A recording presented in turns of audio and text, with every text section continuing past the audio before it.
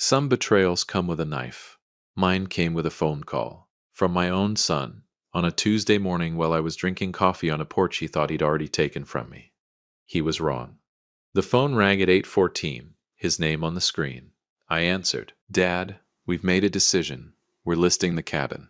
You need to be out of the Kettner property by the end of the month. But first, my name is Jude Logan, 71 years old, retired civil engineer, father of 2 boys I raised with every calloused inch of these hands. I moved to Cedarville, Wisconsin in 1982, the same year I married my late wife, Renee.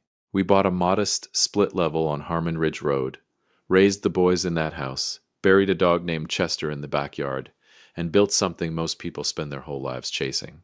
A life that actually felt like ours. But this story isn't about that house. This story is about 2 lakes, 2 cabins, and one son who got too greedy too fast and forgot that his dad didn't just build things, he planned them. Welcome to Dad's Raw Revenge. Get settled, because this one is going to take you somewhere. Hit that like button and drop a comment letting me know where you're watching from. The first cabin, the one everybody knew about, sat on Kettner Lake, 14 miles northwest of Cedarville, just past the grain silos on Route 9. I bought that lot in 1993 for $32,000, which back then felt like betting your soul. Renee thought I'd lost my mind. I told her, "Give it 20 years. She rolled her eyes and handed me a sandwich. That was love. I built that cabin with my own hands over 3 summers. Brad was 9 the first summer. Tim was 6.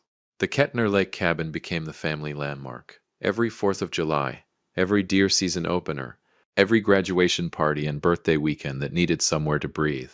When Renee got sick in 2014, we spent her last good summer there. Brad and Tim drove up every weekend. We sat on the dock. We didn't talk much. We didn't need to. When Renee passed in 2015, that cabin became something sacred to me, a place where I could still hear her laughing at the water. What I never told the boys, what I never told anyone, was that 6 months after Renee's funeral, I bought a second property. But we'll get to that. By 2023, Brad was 39. Divorced once, remarried to a woman named Kelsey, who had expensive taste and a gift for spending money that hadn't been earned yet. Tim was 36, good-natured Tim, softer than Brad. The kind of man who goes along with things because disagreement makes him uncomfortable. I loved my boys. I want to be clear about that. I loved them the way you love something you built from nothing. But I had watched Brad change over the years, slowly. The way rust takes offense. You don't notice it until the whole thing is compromised. He started talking about assets at Thanksgiving. Started asking about my plans with a little too much enthusiasm. Started steering conversations toward my property like a man who'd already done the math. I noticed. I just didn't say anything. That November, cool enough for a jacket, one of those Wisconsin mornings where the fog sits on the fields like it's paying rent. My phone had already delivered the blow at 8:14 a.m. But what I haven't told you yet is everything that led to that moment. Everything that made Brad Logan bold enough to call his 71-year-old father with a deadline. It started 2 days earlier. Brad called on a Sunday. His voice had that tone, the careful one. The one he used when he was about to say something he'd rehearsed. "Hey, Dad." Casual. Too casual. "Brad, I took a sip. You're up early." "Yeah. Listen." He cleared his throat. That throat clear. I'd known that sound since he was 16 and had something to confess. "Tim and I have been talking." "Here we go." "Okay," I said. "About what?" "About the cabin." Pause. "The Kettner place." I set my coffee down. Slow. "What about it?" "Dad, look, you're 71. You're up there alone most weekends. The property taxes have gone up. The maintenance is... when's the last time you replaced that dock section on the east side?" "Last spring." "Right, but..." "Brad." My voice was flat. "Say what you're saying." Another throat clear. "Tim and I think it's time to sell it." "You think it's time?" I repeated. "It makes financial sense, Dad. The market up there is insane right now. We had a guy, a realtor, Mark Benson, out of Pewaukee. He thinks we could get 380, maybe 400,000 for it." We had a realtor. "When did you talk to a realtor, Brad?" Silence. "Brad, we wanted to get information before we brought it to you, so you'd have the full picture." "The full picture. My son got a realtor before he got my permission." Let that sink in. "And Tim's on board with this?" I asked. Yeah, Dad, we both think, put him on. What? Put Tim on the phone, shuffling, muffled voices. Then Tim, quieter, already apologetic before he said a word. Hey, Dad. Tim, this your idea? I mean, we talked about it together. That's not what I asked. A long pause. Brad brought it up first. But financially it could. Okay, I picked my coffee back up. I've heard enough. Dad, don't be like that. We're just trying to look out for. I'll call you back. Dad. I hung up. I sat on that porch for 40 minutes. Just me, the crow, and the kind of silence that has weight to it, the kind that presses on your chest. Was I angry? Not yet. Was I hurt? Son, I was devastated. 71 years old, and my boys had gone behind my back, hired a realtor, and decided what to do with something I built with my bare hands. But here's the thing about being 71 that nobody tells you. You stop reacting. You start responding. There's a difference. A big one. I went inside, made a third cup of coffee I didn't need, sat down at my kitchen table on Harmon Ridge Road, and opened the bottom drawer. The one Renee used to call my serious drawer because nothing good or light ever came out of it. I pulled out a manila folder.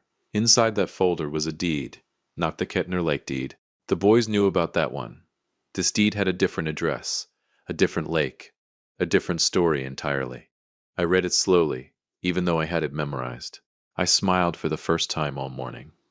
2 days later came that 8:14 phone call. Brad's voice. Calm. Decided. The voice of a man who thought he'd already won. Dad, we've made a decision. We're listing the cabin. We've already signed with Mark. You need to be out of the Kettner property by the end of the month. Short pause. We're doing this with or without you. I let the silence stretch just long enough to be uncomfortable. Then I said, Brad. What? Which cabin do you think I'm calling you from right now? He would.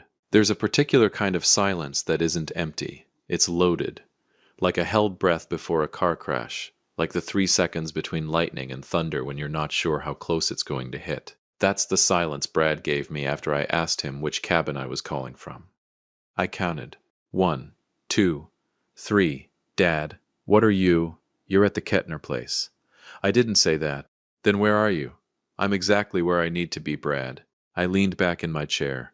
The wood creaked the way old things do. Comfortable, unhurried, settled. You go ahead and list Kettner. You and Mark Benson from Pewaukee. You do all of that. Dad, you're not making sense. I make plenty of sense. You're just not used to listening to me. I paused. We'll talk soon. I hung up again. Let him sit with that. Now let me tell you about the second cabin, because this is where the story turns. In March of 2016, 6 months after I buried Renee, when the grief was still fresh enough to taste, I took a drive. No destination. Just me and my truck and a tank of gas, and Wisconsin doing what Wisconsin does in early spring, which is look beautiful and miserable at the same time. I ended up 43 miles northeast of Cedarville, past Oconomowoc, past the stretch of county road where the pine trees get so thick they block the afternoon sun.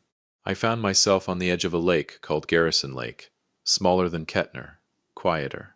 The kind of place that doesn't show up in travel magazines because the people who know about it prefer it that way. There was a property for sale, corner lot, sits elevated above the waterline, which any engineer will tell you matters more than people think. The structure on it wasn't a cabin. It was a lodge. 3 bedrooms, stone fireplace, a wraparound porch that faces west, which means every single evening you get a sunset. I bought it in April 2016 for $260,000. Renee and I had been savers our whole lives. We drove used trucks and never once bought anything we couldn't pay for outright. That was the philosophy. Brad thought it was old-fashioned. Brad thought a lot of things. I put the Garrison Lake Lodge inside an irrevocable trust. Named it the Renee Logan Family Trust. Myself as lifetime beneficiary. A separate estate attorney in Milwaukee, not the same one the family knew, handled every document. I told exactly one person on this earth about that property. Not Brad. Not Tim. My old friend, Walter Pruitt, retired county recorder, 68 years old, knew land documents the way some men know scripture, chapter, verse, and consequence. Walter kept my secret for 7 years, never asked why. That's what a real friend looks like. The boys spent 7 years coming to the Kettner cabin, asking about my plans. eyeing the property like it was an inheritance they were already owed. And the whole time, the real prize was sitting 43 miles away on Garrison Lake. Quiet, patient, waiting. Like me, the listing went up on a Wednesday. I know because Walter called me Jude. His voice had that tone, the one that means brace yourself. Kettner Lake Cabin just hit the MLS, listed under Bradley Logan as co-owner. Asking price $390,000. I exhaled slow. How fast? Already got showing requests. Mark it up there is hot. Mark Benson's a decent agent. They might move this in 3 weeks. All right, Walter, I said. Let it run. You sure? I'm sure. Jude, if they close on that sale, then they close, Walter. Let it run. He went quiet for a moment. You're a cold man sometimes, Jude Logan. I'm a prepared man, I said. There's a difference. I want to stop here and tell you something important about what Brad didn't know. What neither of them knew. Yes, I was on the Kettner deed, co-owner with the boys, which was arrangement I'd set up years ago thinking it would simplify estate planning. What I had never told them was that co-ownership on a Wisconsin property deed does not mean one party can unilaterally authorize a sale. You need all parties to sign the closing documents. All parties. Meaning me. Mark Benson, the realtor from Pewaukee, either didn't know this or didn't bother to check. He took Brad's word that the family was aligned. He listed the property. He scheduled showings. He generated an offer within 18 days. A couple from Naperville, Illinois, Ted and Connie Marsh. 40-something professionals looking for a Wisconsin lake house to weekend in. Good people, probably. Wrong transaction entirely. The offer came in at $382,000. Brad called me, practically vibrating through the phone. Dad, we got an offer. Strong one. 382. Dad. $382,000. I heard you, Brad. We need your signature. On the... He stopped. I could hear the gears turning. The slight hesitation when a man realizes he's walked into a room that's shaped differently than he expected. On the closing documents. There it was. Do you? I said. Dad, it's just a formality. He. You're a co-owner, so they need all signatures. It's just how it works. I let that breathe for a moment. Let him hear his own words. Brad, I said finally, do you remember what I asked you on the phone last week? What? I asked you which cabin you thought I was calling from. Dad, what does that have to do? Everything, I said. It has everything to do with everything. I'll call you Thursday. The Marshes need an answer by... Thursday came. I drove to Milwaukee. I had an 11 a.m. appointment with my estate attorney, Raymond Castillo. 49 years old, third-generation Mexican-American, sharpest real estate mind in Waukesha County, and a man who enjoyed a well-constructed legal surprise, the way some people enjoy theater. I laid the full picture out for him across his conference table, the Kettner listing, the offer, Brad's call, the deed structure, all of it. Raymond leaned back in his chair, fingers steepled, and looked at me the way a chess player looks at a board 3 moves from checkmate. Jude, he said slowly, they listed a property they cannot legally sell without you. Correct. And a buyer is sitting at 382 waiting for a closing. Correct. And your son called this a formality. His exact word. Not a big smile, a small, precise one. And the Garrison Lake property. Irrevocable trust. Renee Logan Family Trust. Recorded April 14th, 2016. Milwaukee County. Unreachable. He nodded slowly. So what exactly do you want to do here, Jude? I folded my hands on the table. I want to let it get all the way to the closing table, I said. I want Brad to shake that man's hand. I want Tim to stand there in his good jacket. I want Mark Benson to lay out his folder full of documents. I paused. And then I want you to make one phone call. Raymond looked at me for a long moment. You planned this, he said. I planned for the possibility, I corrected. There's a difference. He laughed. Actually laughed. Jude Logan, you are a genuinely terrifying man. I'm a prepared man, Raymond. He reached for his legal pad. All right. Let's talk about that phone call. The closing was scheduled for a Monday morning, December 3rd, 9 a.m. The title company was a firm called Lakeland in Delafield. Clean office, good coffee, the kind of place where large amounts of money change hands with very little ceremony. Brad had called me twice over the weekend to confirm I was on board. Once to ask if I needed directions to the office. Directions. To Delafield, 40 minutes from my house. He thought I was losing it. He thought the old man needed directions. I told him I'd be there. I was there 12 minutes early. Brad walked in at 3 minutes to 9. He was wearing his good jacket, navy blue. Tim was right behind him, hands in his pockets, eyes moving around the room the way Tim's eyes always moved when he was uncomfortable. The Marshes, Ted and Connie, were already seated, pleasant-looking people. Ted had a firm handshake and the energy of a man who'd been looking forward to this for weeks. Mark Benson was at the head of the table with his folder, efficient, ready. The title officer, a woman named Paula Jennings, had the documents stacked and organized. I sat in the corner with my coffee. Brad saw me and relaxed visibly. The tension dropped out of his shoulders. He actually smiled, that smile. The smile of a man who thinks he's already won. Dad. He crossed the room, hand extended. Glad you made it. I shook it. Wouldn't miss it. So we're good. We're good, Brad, I said quietly. He went to his seat. Paula Jennings began her opening remarks. Mark Benson uncapped his pen. Ted Marsh leaned forward, ready. And then, my phone buzzed. Text from Raymond Castillo. Ready when you are. I stood up. Every head in that room turned. Jude, Paula Jennings said, is everything... I apologize, I said, calm as a Sunday morning. There's a call I need to take. Raymond, my attorney, he needs to speak with someone in this room. I looked at Mark Benson directly. Specifically you. Benson blinked. Me. You. Brad stood up halfway. Dad, what is?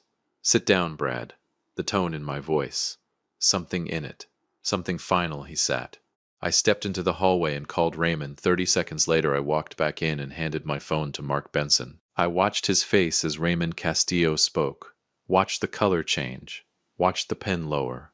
Watched the moment a man realizes the transaction he built is standing on air. Benson said 3 words into the phone. Just 3. Say that again? Short pause. Then nothing. He handed me my phone back. Looked at Brad. Looked at the documents in front of him.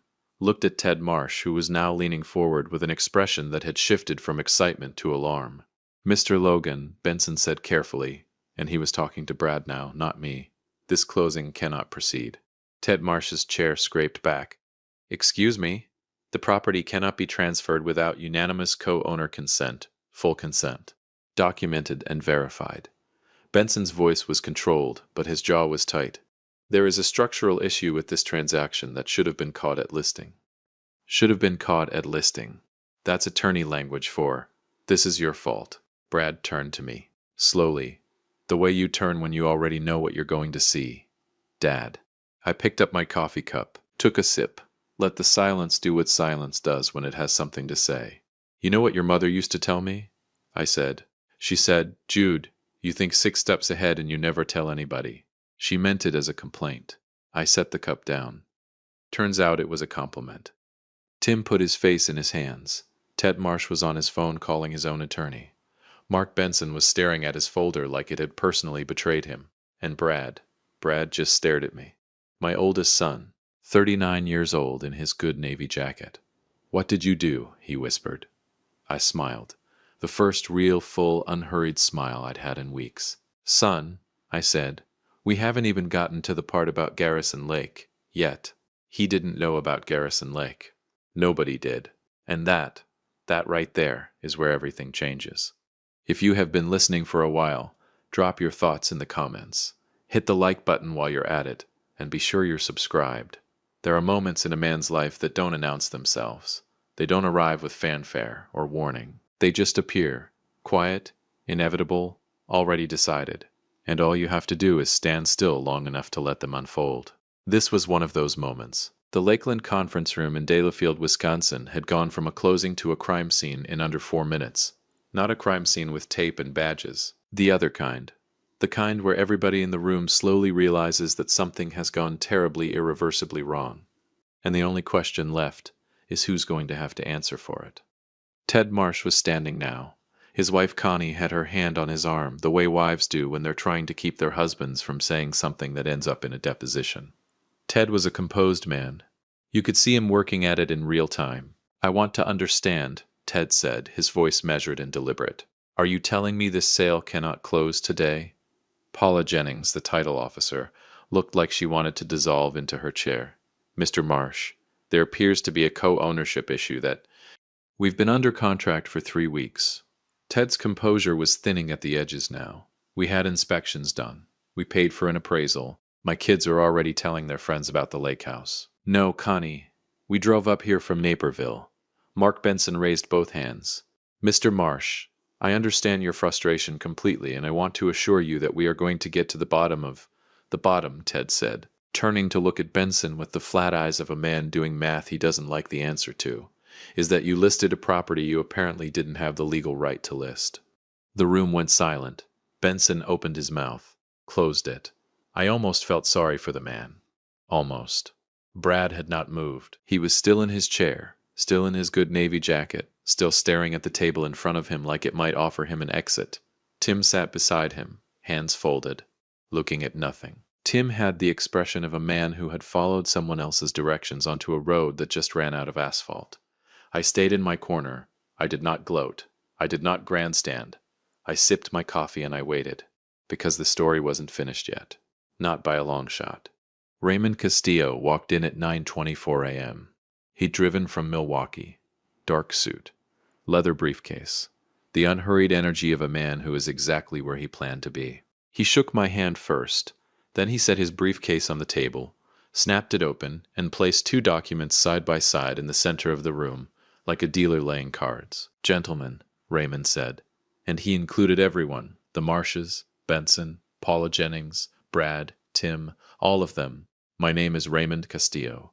I'm Mr. Logan's attorney. I want to walk everyone through exactly where we stand, because clarity is going to serve all of us better than confusion right now. He pointed to the first document. This is the Kettner Lake deed, co-ownership between Jude Logan, Bradley Logan, and Timothy Logan, established 2009. Under Wisconsin statute, a co-owned property requires unanimous written consent from all parties for transfer of title. That consent was never obtained from Mr. Jude Logan. He looked at Benson. The listing was premature. The contract is unenforceable. This closing does not happen today. The room was very quiet. Ted Marsh, to his credit, looked like he understood he was witnessing something that had nothing to do with him. He touched Connie's hand. She nodded. Mr. Castillo, Ted said, composed again now. What are our options? Raymond turned to him with the full attention of a man who respects a good question. You have a legitimate breach of contract claim against the listing agent and potentially the sellers, meaning Bradley and Timothy Logan, for entering into a purchase agreement on a property they lacked authority to sell. Your inspection costs, appraisal fees, and any related expenses are recoverable. He paused. I'd suggest speaking with your own attorney, which I imagine you're already doing. Ted looked at his phone, nodded once. Raymond snapped his briefcase shut. And that was that. Mark Benson left first. He shook no hands. He said nothing on his way out except a quiet, tight-jawed word to Paula Jennings about following up on Tuesday.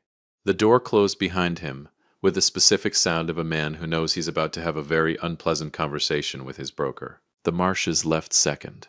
Ted stopped at the door and turned back. He looked at me, not at Brad, not at Raymond, at me. I'm sorry this happened to you, he said. I nodded. Enjoy whatever lake house you find, Ted. He almost smiled. Almost. Then they were gone. Paula Jennings gathered her documents with the quiet efficiency of a woman who had seen transactions collapse before, and knew that lingering helped nobody. She was out in under 3 minutes. And then it was just us.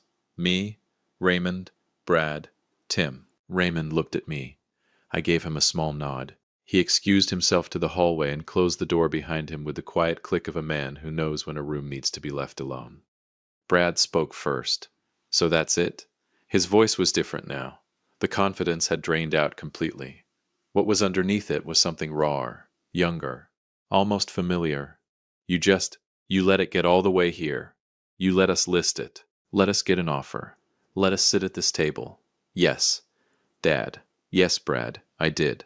He pushed back from the table, stood up, walked to the window and stood there with his back to me, hands in his pockets, looking out at the parking lot.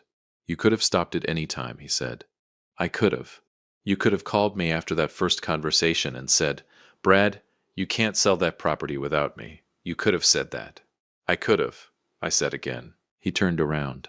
And I want to be careful here about how I describe what I saw on my son's face. Because it wasn't just anger. It wasn't just embarrassment. It was something more complicated than both of those things. It was a man who had looked in a mirror and seen something he wasn't prepared for. "Why didn't you?" he asked. I leaned forward in my chair. "Because you needed to see it," I said. "Not hear it. See it. All the way to the end." I held his eyes. "You hired a realtor before you asked your father's permission. You signed a listing agreement on a property that had my name on the deed. You called me to say I had a deadline to get off land I built with my own hands." I paused. "What exactly did you think was going to happen, Brad?" He had no answer. "Sit down," I said. Not cold, just final. He sat. I stood at the head of the table, the spot where Paula Jennings had been organizing documents 20 minutes ago, and I looked at my boys, really looked at them. Brad in his navy jacket, Tim with his hands folded like a man in a church he no longer believed in.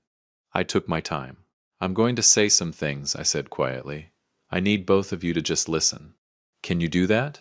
Tim nodded immediately. Brad stared at the table, then nodded once. Slow, good. I pulled out the chair at the head of the table and sat down after all. Not because I was tired, because I wanted to be eye level with them, father to sons, not plaintiff to defendants. "I'm not going anywhere," I said. "I'll be on Kettner Lake every deer season opener until my body decides otherwise. You are welcome there, both of you. That hasn't changed." Tim exhaled. His eyes were wet at the corners. Tim always felt things first and thought about them second. That was never his worst quality. "Brad," I folded my hands on the table, "the Marshes are going to sue you. Not me, not Tim, though Tim's name may get pulled in depending on how their attorney structures it, but primarily you, because you signed the listing agreement. You shook Mark Benson's hand. You entered into a purchase contract on a property you had no unilateral authority to sell." I paused. "Raymond estimates their claim.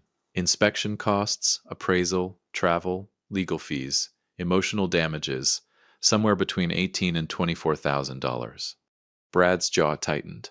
"That's not a catastrophic number," I said, "but it's not nothing either. And Brad," I waited until he looked up at me, "Kelsey is going to find out." Something moved across his face. Fast. Like a shadow. "She already thinks this was done," I said. "You told her, didn't you? $382,000. She's already spent some of it in her head." He said nothing, which was its own answer. "That conversation is yours to have," I said. "I won't interfere with your marriage. But I want you to understand that every consequence sitting in front of you right now, every single one, has your name on it. Not mine, not Tim's. Yours. Because you moved first. You moved fast. And you moved without asking the one person whose name was on that deed." Brad's throat worked. "Dad, I'm not finished." He closed his mouth. I turned to Tim. "Tim."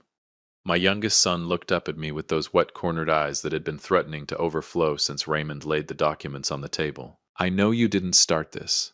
I know Brad came to you with a plan already half-formed, and you went along because that's what you do. Because disagreement makes you uncomfortable, and Brad makes disagreement feel like a personal attack." Tim exhaled. Shaky. "But son, you're 36 years old. You are not 9. You are not standing in my driveway waiting to see which way your big brother runs before you follow him." I leaned forward slightly. "You knew this wasn't right. I could hear it in your voice on that first phone call. And you did it anyway. That matters." "I know," Tim said quietly. "Dad, I know." "Good." I sat back. "Then what I'm about to tell you won't come as a surprise." I reached into my jacket pocket and placed a single folded document on the table between us. I didn't unfold it, just let it sit there. Both of them looked at it. "I spent yesterday morning with Raymond," I said. "We made some changes." Brad's eyes came up slowly. "What kind of changes?" "The kind a man makes when he realizes he needs to be more deliberate about his legacy." I kept my voice even. "Measured. The Kettner Lake property. The cabin you listed, the cabin you handed a stranger the keys to without my knowledge. I've restructured the deed. It is now held solely in my name. Both of your names have been removed." Dead. Flat. Silence. "Dad," Tim started. "It's done, Tim. Already recorded at the county courthouse as of yesterday afternoon." I looked at Brad. "You wanted to sell it so badly. Now you can't. Because it's not yours to sell anymore. It never really was. But now the paperwork agrees with that fact. Brad's hand on the table curled slowly into a fist, not aggressive, the way a man's hand curls when he's absorbing something that physically hurts. And the Garrison Lake Lodge, I continued. The Renee Logan Family Trust. I've updated the successor beneficiary designations. I finally unfolded the document, slid it to the center of the table where both of them could see it without having to reach. Walter Pruitt's daughter runs a land conservation nonprofit out of Madison. Beautiful organization. They preserve working waterfront properties across Wisconsin. Keep them wild and accessible for the public. I smoothed the document flat with one hand. When I'm gone, Garrison Lake goes to them. The air went out of the room. Not dramatically, not all at once, just slowly, like a tire losing pressure. Like two men realizing simultaneously that the thing they'd been circling for years, the thing that made them hire realtors and sign listing agreements and call their father with deadlines, was never going to have their names on it, not ever. Brad pushed back from the table, stood up, walked to the window again. Same window as before, same parking lot view, but everything outside it had shifted. A nonprofit, he said. Flat. A nonprofit, I confirmed. Dad. He turned around, and here is where I want to be precise about what I saw. Because it wasn't rage. It wasn't the entitled frustration of a man who'd been caught scheming. It was something rawer than that. Something I hadn't seen on Brad's face since he was a teenager and had broken something he couldn't fix. I didn't think it would go this far. I know you didn't, I said. I thought we were helping. The taxes, the maintenance. You're up there alone. Brad. My voice was gentle, but it didn't move. You hired a realtor before you asked your father. Whatever you tell yourself about your intentions, that's the truth of what happened. A man who is trying to help asks first. Tim was crying quietly, not loudly. Tim never did anything loudly. Just two slow tracks down his face that he didn't bother wiping. Is there anything left? Brad asked. And he meant it the way a son means it, not the way an heir means it. For just that moment, he wasn't 39 years old in a navy jacket. He was 9 years old with a crooked nail and sawdust on his shoes, looking up at me from the floor of an unfinished cabin. Lord, is it something? What time does to people. What greed does, what fear of being left out does to men who were once just boys handing their father nails. I looked at my oldest son for a long moment. I laughed, not a big laugh. Not a cruel one. Not the laugh of a man gloating over a defeated enemy. Just that specific quiet laugh that starts somewhere deep and comes out slow. The kind Renee used to say meant I knew something nobody else in the room knew yet. Brad recognized it immediately. His eyes changed. Good. He should be paying attention. I let the laugh settle, let the room get very quiet around it. Then I leaned forward and folded my hands on the table one last time. Brad. My voice was even, unhurried. Garrison Lake Lodge was appraised last month. You know what Raymond's appraiser came back with? He said nothing. Waiting. $1.1 million. The number landed like a stone dropped in still water. I watched the ripples move across both their faces. Brad at the window. Tim at the table. That lodge. I said it slowly so every word had room to breathe. That property you never knew existed. The one sitting 43 miles northeast of Cedarville, on a hill facing west, with a wraparound porch and a stone fireplace, and a sunset that'll make you believe in something again. I paused. That was going to be your inheritance, both of yours, divided equally, the way your mother would have wanted. Silence. The specific kind that has physical weight. You were about to sell Kettner Lake for $382,000. I let that number sit next to the other one, so they could feel the distance between them. Split two ways. $191,000 each. I looked at Brad directly. You threw away $1.1 million to get $191,000. Tim made a sound.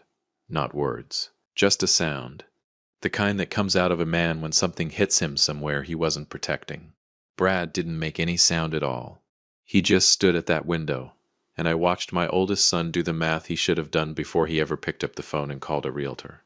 I wasn't hiding Garrison Lake to punish you, I said quietly. I bought it because I needed something that was mine. Something that still felt like your mother. Something nobody could put a price on. I paused, but I always intended for it to reach you eventually, when I was gone, when it was time. That's all you did. You got impatient, and you rushed the timeline. and in doing so, you changed the destination entirely. I buttoned my jacket. $1.1 million. I said it one final time. Not to twist the knife, just to make sure it was real to them. Fully real. The way consequences need to be real before they mean anything. That was going to be your inheritance. Hope it was worth it. I picked up my coffee cup for the last time. It was cold now. I drank it anyway. Then I put the document back in my jacket pocket. You're still my sons, I said. Both of you. That doesn't have a deed. That doesn't go in a trust. Nobody can list it or sell it or show up at a closing table and take it away. I buttoned my jacket, but it has to be earned back. Brad, call an attorney today, not tomorrow. I looked at Tim, and Tim, go home and sit with what you know about yourself after today. Don't run from it. Sit with it. I walked to the door. Dad. Tim's voice cracked at the edges. I stopped, turned. We're sorry, he said. And he meant both of them. I could see Brad's shoulders drop slightly at the window. His version of agreement. His version of sorry. I nodded once. I know you are, I said quietly. I know. Raymond was waiting in the hallway, leaning against the wall with his hands in his pockets, like a man who had nowhere more important to be. How'd it go? He asked. Like it needed to, I said. We walked out together into the December morning, Wisconsin cold. I sat in my truck for a moment before starting the engine. I drove northeast, past Oconomowoc, past the county road where the pines swallow the afternoon light. 43 miles from Cedarville, I turned down the gravel path that the world didn't know about, and pulled up in front of the Garrison Lake Lodge as the last of the December sun went flat and gold across the water. I sat on the west-facing porch. Just me. Just the lake. Just the kind of quiet that costs nothing and means everything. Renee, I thought, you would have had something to say about all of this. You would have shaken your head at Brad, felt every bit of Tim's tears, probably told me I was too calculated for my own good. Then you would have handed me a sandwich. I poured a drink, raised the glass toward the water. This one's yours, I said out loud. All of it. Always was. The lake held its ground the way it always had. Still, unhurried, settled. Like the man who bought it. The Kettner Lake cabin still stands on Route 9, 14 miles northwest of Cedarville. It has my name on the deed now. Just mine. The way it always should have been. Brad called Raymond 3 days later about the marsh situation. The settlement came in at $21,000. He paid it. Kelsey did not take it well. They are working through it, which is more than I expected and exactly what he deserves to work through. Tim called me the following Sunday, just to talk. No agenda, no angle, just his voice and mine, and 40 minutes of the kind of conversation we used to have before money got in the way. That was a start. Mark Benson received a formal complaint filed against his real estate license with the Wisconsin Department of Safety and Professional Services. I did not file it. The Marshes did. Some consequences don't need your help arriving. The Garrison Lake Lodge remains exactly where it's always been, on a hill, facing west, inside a trust that no one can touch. When I'm gone, it goes to people who will love it. Walter Pruitt came up for a weekend in December. We sat on that porch and watched the ice start to form at the edges of Garrison Lake, and didn't say much of anything for long stretches at a time. That's the thing about real friends, and real places, and a life built deliberately and protected fiercely. They don't need a lot of words, they just need to last, and this one will. If you enjoyed this story, hit that like button, subscribe, and drop a comment below. Let me know where you're watching from. I will see you on the next one.